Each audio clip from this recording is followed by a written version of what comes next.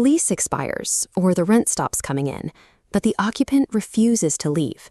Faced with a locked door and mounting financial losses, a frustrated property owner might reach for an immediate physical solution, cutting off the electricity, shutting down the water supply, or changing the locks. The logic here is straightforward. Deny basic services, apply enough pressure, and the occupant will either pay up or pack up. But this instinct completely misreads Indian rental law. The moment a property owner takes physical action into their own hands, they transition from a victim recovering a debt into a legal aggressor. Disconnecting essential services like water and electricity is strictly illegal in India. Courts classify this as mental harassment and a direct violation of a tenant's right to peaceful occupation.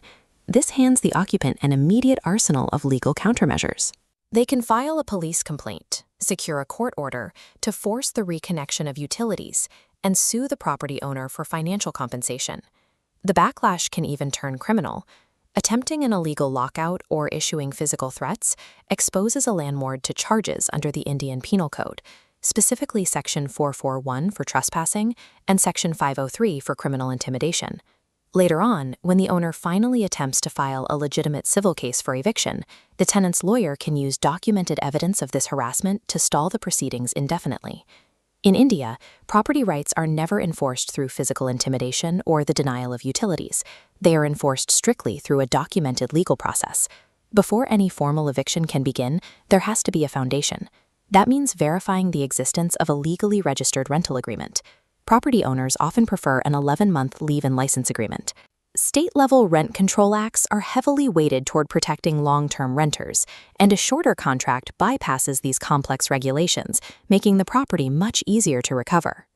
When a dispute arises, the mandatory trigger to initiate an eviction under Section 106 of the Transfer of Property Act is the 15-day legal notice.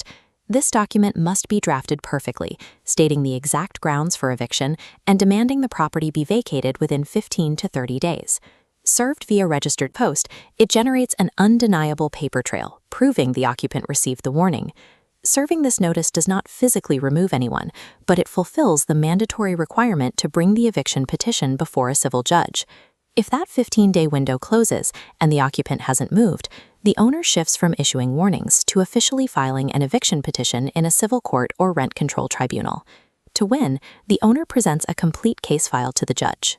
This includes the registered lease, past rent receipts, a copy of the legal notice, and the postal proof of delivery. During this period, owners must avoid a holdover tenancy. If a landlord continues to accept rent payments after the lease has expired, it creates a dangerous legal gray area, implying they've agreed to let the tenant stay month to month. This chart illustrates a powerful financial countermeasure provided by the Model Tenancy Act of 2021. Instead of accepting standard rent, if an occupant refuses to vacate, the landlord has the legal right to claim punitive rent, which is often double the original rate. By compiling an irrefutable paper trail and utilizing these financial penalties, a landlord can systematically strip away the occupant's legal defenses. In the final phase of this legal battle, a judge reviews the compiled evidence and officially passes a binding eviction order. This is where physical removal actually happens, but not by the owner. The landlord utilizes court-appointed bailiffs and local police to enforce the eviction, completely removing any personal liability. Even with this process, many property owners share a deep anxiety, the fear that an occupant who stays in a home for decades can eventually claim legal ownership of the property. The Supreme Court of India addressed this directly in the case of Jyoti Sharma versus Vishnu Oil. The court explicitly ruled that tenants can never claim ownership through long-term occupation, a legal concept known as adverse possession. The logic is ironclad. Because a renter originally enters the property with the owner's permission, established by the initial lease, the legal timer required to claim adverse possession can never begin. Reclaiming property through the courts requires more time than physical force, but following the established procedure ensures the owner's legal title remains protected by the state.